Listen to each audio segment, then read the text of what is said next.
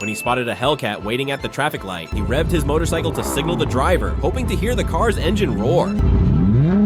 Oh yeah! But when he checked the mirror and saw it was a girl behind the wheel, he started showing off his bike to impress her. Then things took an unexpected turn, and when he looked back, he realized she was actually following him. Not wanting to miss his chance, he planned to ask for her Instagram at the next traffic light. But how it all ends, you'll have to see for yourself. We gonna go watch the sunset or what? What? So now you owe me a sunset date. Treat me like what you Alright.